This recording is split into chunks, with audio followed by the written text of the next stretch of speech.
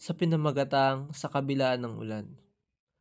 Sa gilid ng isang liblib na baryo, nakatira ang isang binatilyong nagngangalang Elias. Lumaki siyang walang ama, umalis ito nung siya'y sanggol pa lamang. Ang kanyang ina, si Aling Rosa, ay nagtitinda ng gulay sa palengke at halos araw-araw ay umuuwi ng pagod.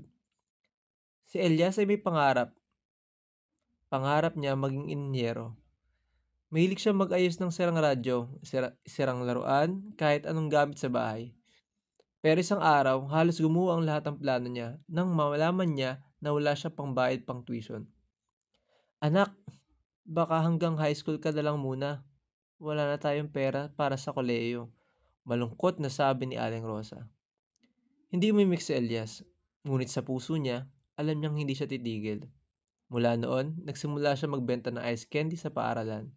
Magbuhat ng sako sa palengke tuwing Sabado at maglako ng pandesal tuwing umaga bago siya pumasok.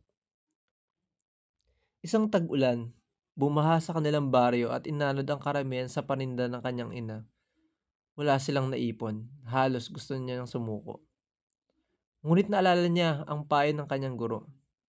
Elias, hindi ang kahirapan ang tunay na hadlang, kundi ang pagsuko.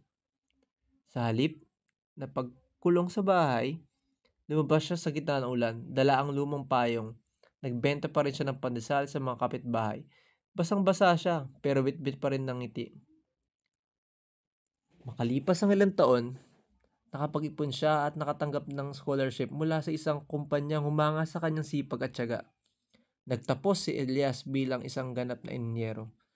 Sa unang sahod niya, bumili siya ng bagong kubol para sa tindahan ng kanyang ina, para hindi na masira ng ulan ang paninda.